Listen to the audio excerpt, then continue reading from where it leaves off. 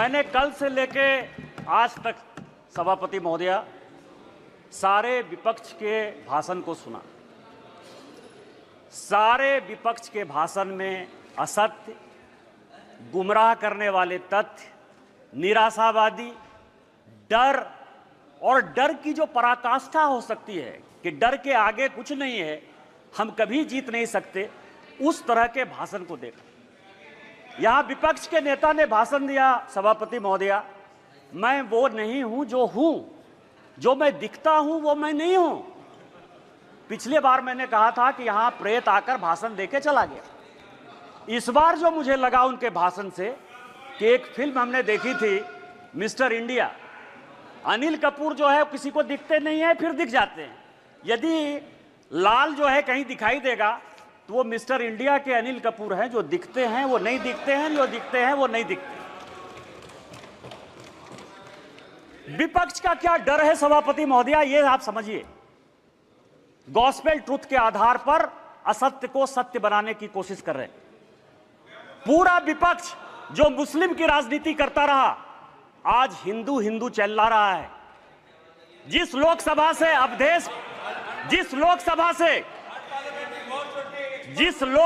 से अवधेशपासी एमपी है, उसका नाम फैजाबाद है। किसी ने फैजाबाद नहीं कहा, सबने अयोध्या कहा। यही भारतीय जनता पार्टी की जीत है, यही मोदी की जीत है। और मैं प्रधानमंत्री जी को बधाई देना चाहता हूं, धन्यवाद देना चाहता हूं। रामायण की एक चौपाई है कि राम रमापति करधन लेहु, खैंचत चाप मिटई संदेहु। उन्होंने पूरे देश को यह मैसेज दे दिया कि यह देश हिंदू है, हिंदू राष्ट्र है और मुसलमान के नाम पर कोई राजनीति नहीं हो सकती है। फैजाबाद का नाम अपोजिशन के किसी आदमी ने नहीं लिया। क्या सत्य है? इन्होंने कहा हमारे ऊपर ईडी आ गई, हमारे ऊपर सीबीआई आ गई, हम किसी से नहीं डरते। आप वहां चले गए, बांसवाड़ा चले गए, आपने क्या भाषण दे दिया, क्या जीत गए? मैं एक ऐसा शख्स हूं, अखिलेश जी सुनिए आराम से, मेरे ऊपर कांग्रेस और जेएमएम ने 44 केस किए। मेरे 80 साल 85 साल के माँ पिताजी के ऊपर केस हुए। गैलरी में मेरी वाइफ बैठी हुई है, मेरे बच्चे बैठे हुए हैं, उनके ऊपर केस हुआ, भाई के ऊपर केस हुआ। और सरकार ने आरटीआई मैंने मंगाया है, 10 करोड़ रुपया हाई कोर्ट और सुप्रीम कोर्ट में मेरे से केस लड़ने के लिए किया। मैं जब चुनाव लड़ने के लिए गया, राहुल गांधी जी की यात्रा हुई, मल्लिकार्जुन खड़गे का 2 कार्यक्रम हुआ, प्रियंका गांधी जी गई, उन्होंने कहा कि मैं चैम्बर में बैठा रहता हूं और मैंने कहा कि मैं मोदी का सिपाही हूं, मैं भारतीय जनता पार्टी का सिपाही हूं और मैंने वचन लिया, प्रण लिया कि मैं जनता के पास वोट मांगने नहीं जाऊंगा। 2 मार्च को पार्टी ने मेरा टिकट अनाउंस किया, 2 मार्च को मेरा चुनाव 1 जून को हुआ। 90 दिन के पूरे कैंपेन में मैंने जनता से वोट नहीं मांगा और मैं यहां पार्लियामेंट में जीत कर आया, आपको हरा कर आया हूं। जिस क्षेत्र से हेमंत सोरेन विधायक हैं, उस जिले का मैं सांसद हूं और आदिवासी बाहुल्य इलाके से मैं 10,000 वोट से जीत कर आया हूं। मेरा समय है, आप सुनिए, मेरा समय है, 5 मिनट में खत्म नहीं होगा ये बातें। किस तरह का सत्य और असत्य की बात कर रहे हो आप कह रहे हो, मुस्लिम की बात कर रहे हो, मंगलसूत्र की बात कर रहे हो कि प्रधानमंत्री जी ने घुसपैठिया कह दिया। हां, प्रधानमंत्री जी ने घुसपैठिया कह दिया। 2009 में सभापति महोदया आप मंत्री थी। 2009 से इस संसद में, इस सदन में मैं 200 बार बोल चुका हूं कि मैं जिस इलाके से आता हूं बांग्लादेश, वहां बांग्लादेशी घुसपैठिया बढ़ा हुआ है संथाल परगना में। चाहे वो जामताड़ा हो, पाकुड़ हो, साहबगंज हो, मुर्शिदाबाद हो, मालदा हो, किशनगंज हो, अररिया हो। और हालत यह है, हमारी स्थिति यह है कि यहां विजय हांसदा बैठे हुए, मैं उनसे पूछ रहा था, गोपीचक एक गांव है, गाय काट दिया और गाय काटने का जब मुसलमानों ने प्रतिरोध किया, अभी 15 दिन पहले पूरे बांग्लादेश वहां से आके बांग्लादेशी घुसपैठिए जो अपने आप को पश्चिम बंगाल का नागरिक कहते हैं, उन्होंने हमारी बहू बेटी का इज्जत लूटा, उनके घर को जलाया, उनके घर को भगाया। आप कह रहे हो कि वो बांग्लादेशी घुसपैठिए नहीं है, उनकी जनसंख्या नहीं है। स्पीकर साहब पूरे देश भर में, मैं गोपी चक की बात कर रहा हूं। सभापति महोदया, पूरे देश में परिसीमन हो गया, पूरे देश में परिसीमन हो गया। आप आदिवासी की बात करते हो, आप पिछड़े की बात करते हो, हमारे यहां परिसीमन नहीं हुआ। आदिवासी की संख्या जो 36% थी वो 26% हो गई। ये पूरे देश को जानने की आवश्यकता है। 1 लोकसभा का सीट आदिवासी का और 3 विधानसभा का सीट घट रहा है। परिसीमन नहीं हो गया, घुसपैठिए बढ़ रहे हैं, आदिवासी लड़कियों के साथ शादी हो रही है, धर्मांतरण हो रहा है। इसके बाद भी आपको लगता है कि प्रधानमंत्री घुसपैठिए की बात नहीं करेंगे? किस तरह की राजनीति कर रहे हो आप? मैं आपको बताऊं सभापति महोदय, शिव की बात होती है, हम उस विचारधारा के लोग हैं। अधजल गगरी छलकत जाए, जिसको कुछ समझ में नहीं आती। यदि आपको शिव का ही दिखाना था, गुरु नानक का दिखाना था, तो मंदिर चले जाते यार, गुरुद्वारा चले जाते। इस पार्लियामेंट में फोटो क्यों दिखा रहे? चले जाते ना। और जिस अभय मुद्रा की बात कर रहे हैं, मैं ब्राह्मण हूं और मुझे गर्व है कि ब्राह्मण हूं। जिस अभय मुद्रा की बात करते हो, भगवान शंकर को 4 हाथ है, 4 हाथ है, 1 हाथ नहीं होता है। और हस्त मुद्रा में ऐसे भी हाथ है, ऐसे भी हाथ है, ऐसे भी हाथ है, 28 मुद्राएं हैं। और 28 मुद्रा क्या है जो माननीय मोदी जी कह रहे हैं, ये सबको जानने की आवश्यकता है। एक मुद्रा वो है जिसके हाथ में डमरू बजा हुआ है। डमरू मतलब स्टार्ट करिए, प्रकृति को स्टार्ट करिए, जीवन को स्टार्ट करिए, गरीबों के लिए काम करना स्टार्ट कीजिए। दूसरे हाथ में क्या है? डिस्ट्रॉय करना, अग्नि है भगवान शिव के हाथ में। वो ये कहता है कि चाहे हेमंत सोरेन हो, चाहे केजरीवाल हो, जो भ्रष्टाचारी है, जिसने जनता का पैसा लूटा है, उसको जेल भेजिए।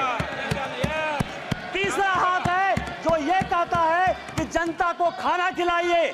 और चौथा हाथ है कि कभी भी विकसित भारत के लिए, भविष्य के लिए, इंसॉल्वेशन के लिए, ये भगवान शिव हैं। आपको यदि धर्म नहीं पता है यार, कहां से धर्म के बारे में पता करोगे? त्रिशूल जो है भूत, भविष्य और वर्तमान की व्याख्या करता है, इसीलिए वो त्रिशूल है। और हमारे प्रधानमंत्री भूत, भविष्य और वर्तमान को देखकर विकसित भारत के संकल्प के साथ आगे बढ़ रहे हैं, इसलिए ये बात आपको समझ में नहीं आएगी।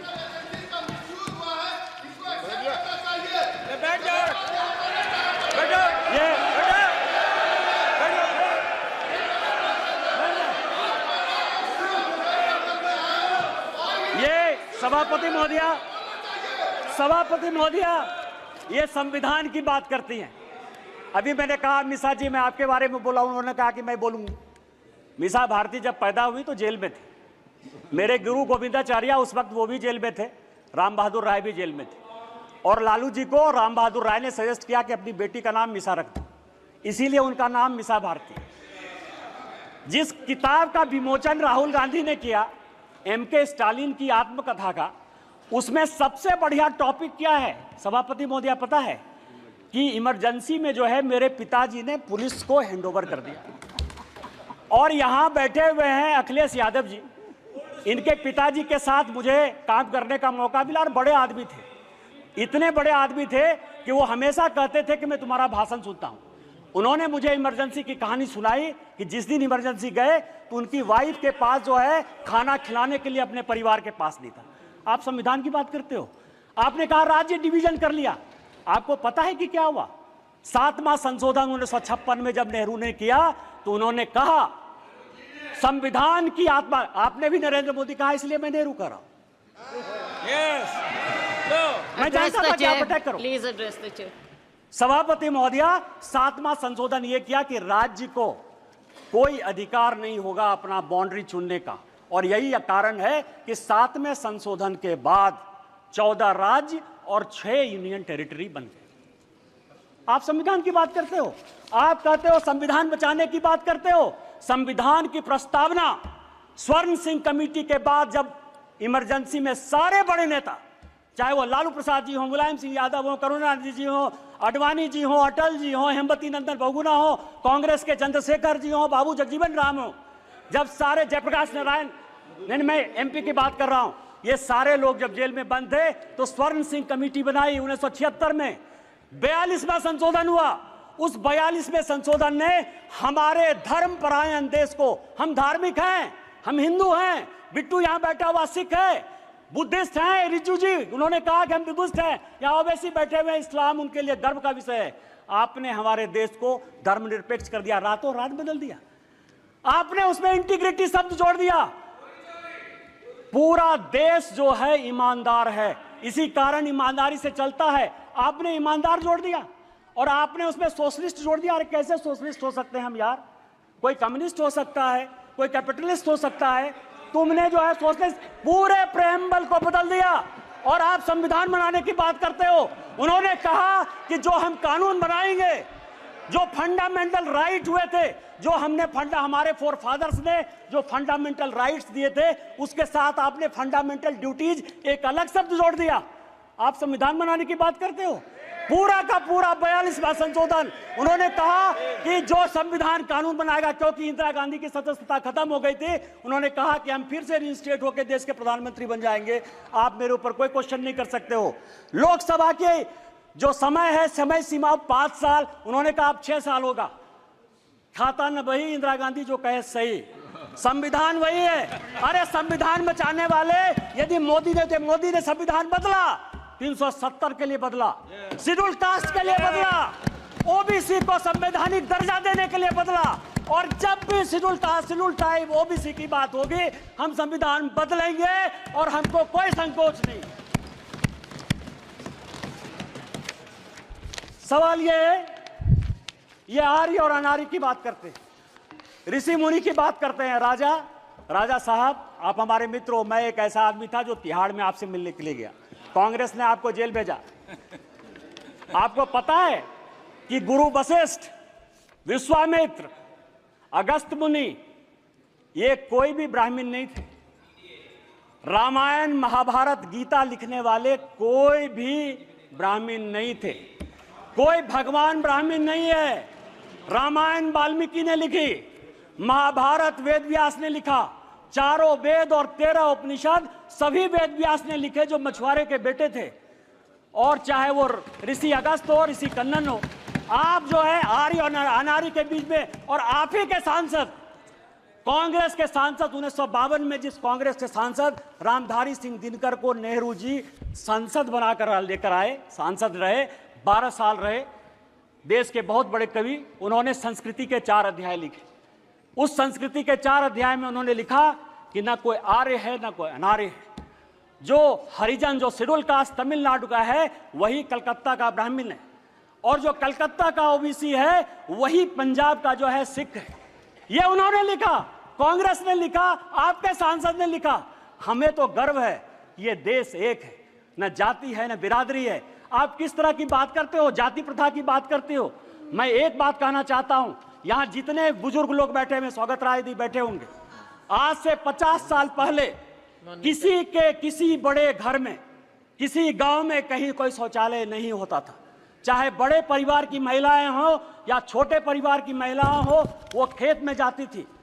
तो जब खेत में जाती थी तो मेहतर प्रथा कहां से आ गया? जो मुगलों ने दिया, आप उसको सही मान रहे हो, और आप पूरे देश को जो है हिंदुत्व के नाम पर, आर्य के नाम पर, अनार्य के नाम पर, इस्लाम के नाम पर केवल गुमराह करने की कोशिश करते हो। ये गॉस्पेल ट्रूथ को बंद करो, ये कहना बंद करो, और देश को जो है साथ लेकर चलने की बात करो। बस मैं अंत में, सभापति महोदय, एक पॉइंट है कि कल कहा गया कि स्पीकर साहब जो है झुक के प्रधानमंत्री जी को जो है अभिवादन किए और राहुल जी को ऐसे। आज मैंने एक फोटो देखा थल सेना अध्यक्ष का, वर्दी में कहा जाता है कि किसी को प्रणाम नहीं करना चाहिए। आज सारे अखबारों में थल सेना अध्यक्ष का फोटो छपा है और अपनी मां को पैर छू के वर्दी में प्रणाम कर रहे हैं। तैत्तिरीय उपनिषद का एक श्लोक है, अभिवादनशीलस्य नित्यं वृद्धा पसेबिनः चत्वारि तस्य वर्धन्ते आयुर्विद्या यशोबलम। आपसे जो भी बड़े आदमी हैं, पद की, मर्यादा की कभी परवाह नहीं करिए। अभी पार्लियामेंट खत्म हुआ, मैं फरवरी की बात कर रहा हूं। जिस दिन पार्लियामेंट खत्म हुआ मैं बाहर गाड़ी का वेट कर रहा था। मैं सबसे ज्यादा कांग्रेस पर अटैक करता हूं। राहुल जी, सोनिया जी या पूरा कांग्रेस गांधी परिवार मेरा टॉपिक है, क्योंकि मेरे फादर 1975 में इमरजेंसी में सैक कर दिए गए, उनकी जिंदगी में नौकरी नहीं लगी।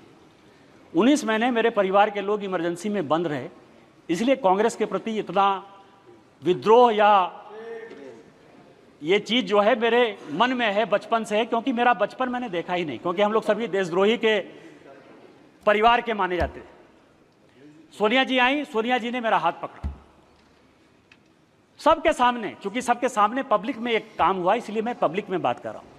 और उन्होंने मुझे कहा कि निशिकांत, आज मेरी तबीयत खराब थी, लेकिन तुम्हारे जैसे लोगों को पार्लियामेंट आना चाहिए। मैंने प्रणाम किया उनको। मैंने ये नहीं सोचा कि वो सोनिया गांधी, वो बड़ी हैं। आप किस तरह के डिस्कोर्स में ले जाना चाहते हो? माननीय मोदी जी हमारे पार्टी के बड़े आदमी हैं। पार्टी टिकट दी तो ओम बिरला जो है इस कुर्सी पर बैठे। यदि उनको पैर छू के भी प्रणाम कर लेते ओम बिरला जी, तो उस कुर्सी की ताकत कम नहीं होती। आपको भारतीय सभ्यता और संस्कृति के बारे में नहीं पता है, और यदि भारतीय सभ्यता संस्कृति के बारे में नहीं पता है तो आप जिंदगी में कुछ नहीं कर सकते हो। आज आप 98 में हो, अगले चुनाव में आपको जो है लीडर ऑफ द अपोजिशन का भी मौका नहीं मिलेगा। आपने मुझे मौका दिया। इन्हीं शब्दों के साथ जय हिंद, जय भारत। Francis George.